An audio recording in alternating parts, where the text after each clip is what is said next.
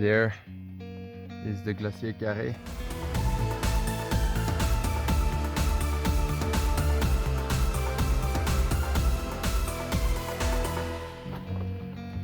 Good morning, we're here at the Refuge du Promontoire. It's just past 3 in the morning and we're heading up literally quite over here, just besides that, so let's go.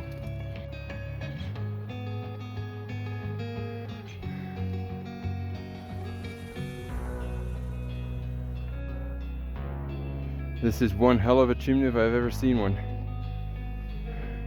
Now we go on, like here. Here I suppose is the second chimney. And then after this we need to go left and then descend a few meters into the Couloir du Hamel. There's a little bit of down climbing to do. And now we are in the Couloir Demoiselle. We're at about 33.77, so we've done almost 300 meters. And voila.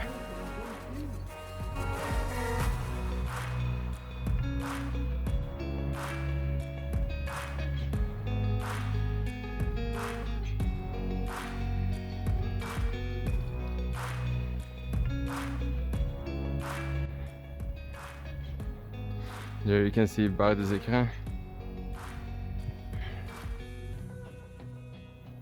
and the Earth Shadow and Le Râteau, which we did the day before yesterday.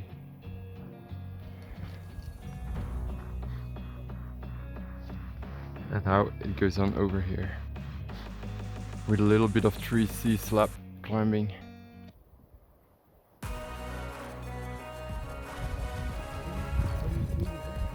Yeah.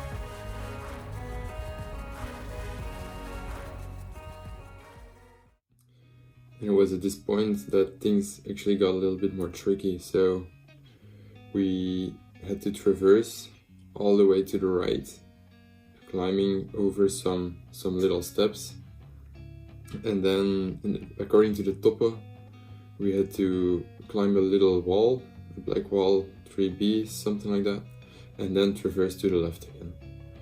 Now here we were like 3 probe teams, 3 duos that were kind of all together, but it was kind of a bit of a mess where like the lead climber of one team would pass like Gidse or second climber, and then we were like with double or even 3 ropes at the same time, so yeah. And then also finding the route, like in the topo is just traverse to the right, climb this 3B step, traverse back to the left. But in the end it's not really that simple, and we lost about 2 hours finding the right route. There are really like stands, anchors everywhere, so it's okay, but the other time is like so extreme that you don't know which anchors to take. Like at some point the first 2 decided to go up somewhere and they found a stand as well, whereas we had to traverse further to the left to get to the ridge again. And then after this there was a few meters on the ridge, and then right away again to the right, where there should be the Dal des Autrichiens, which is the 4A crux of the route, but I don't know if we found it. I mean, there was one part that might have been about 4A, and it was indeed traversed to the right and then back up to the left, but it was not a slab at all. It was like a vertical wall with then something like a dièdre, but like this. So you had, and my hands were like a meter, for example. So you had to jam your right arm into the dièdre, kind of, into the corner. But that was a bit of loose rocks, and then your left foot was on nothing, just hanging in the vertical. Left hand was trying to hold on like this, but like, and then your backpack was being pulled out or pushed out by the overhang. So that was quite tricky, but it was not really a dal, as they say in French. It was not a slab, so I'm kind of like, was it the Dal des Autrichiens? No clue. Then we went further up, and at some point I saw people climbing above me, one of the other two ropes. But then I looked to the right and I saw the pas de chat, which was the next part. And I recognized it and I was like, no, we need to go to the right here, stop following the other guys. And then here I have a small video. Here we had the pas de chat, and then there is the Glacier Carré, where we go up to the bridge to get to the final 200 meters to the summit. But yeah, so I didn't really film or take that many pictures. It was a bit too serious for us at that point, and we had already lost quite a bit of time, so yeah, the focus was more on finding the right route. But after the Glacier Carré, which you could shortly see on the last video, there is quite another long part of second grade climbing, really consistently scrambling, never too hard but never walking either. And then you get to the chapeau, where first there is the Cheval Rouge, I believe it's called, which is a pretty cool feature. It's like a dièdre but slab one part and then vertical at the other part. It's not too difficult, but it's really nice. And then there's this one overhanging step to get back on the ridge, and then you're basically on the summit. That's the chapeau, I believe. And then we got to the summit. It was like exactly noon, 12 o'clock. We still had 6 hours of traversing to do, and then an hour of descending to the hut. Which, by the way, we had not booked because we were going a day earlier than planned, so that's another story, but we'll talk about that later. So here we're on the summit, and here you can see how the ridge continues. So there at the top right you see the Doigt de Dieu, which is the end. But first there are some rappels that need to be done. And this is the Dent Sigmondi, which we will go underneath to the left, by the left side of it. So you follow the cables, and these are actually just super solid, like nothing sketchy about that. Here you see, looking back, so we just did 3 rappels. Our rope actually got stuck on the last rappel, but luckily it was pretty easy mixed terrain to go and recover its climbing without needing the rope. And then you have this super exposed traverse where you do maybe a cheval a little bit, I believe we did, and then after that you can take the ridge with your hands and then your feet on the slab to the right of it, looking this way. And then after that, here is the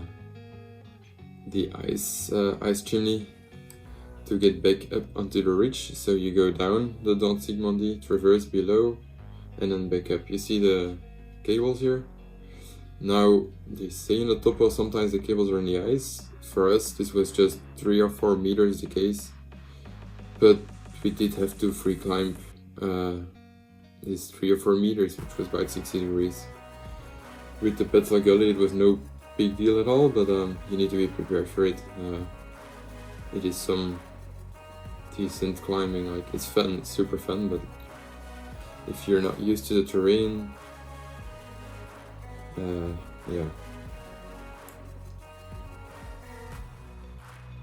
So then here we are down climbing after the Dent Sigmondi, going up to the 3rd tower, the 3rd peak. And here you can see the impressive south wall of the Meije, which is absolutely, it's like you're on this ridge and you look down and it's like, wow, it's hundreds of meters just straight, almost near vertical rock. It's super impressive. This is looking back to the Grand Pic, by the way. And this is, I believe, right before the Doigt de Dieu. So it's the second to last tower, where we had to do 2 short rappels over this slab. And then there was the Doigt de Dieu, which I don't have any pictures from. Then we got down and we actually took,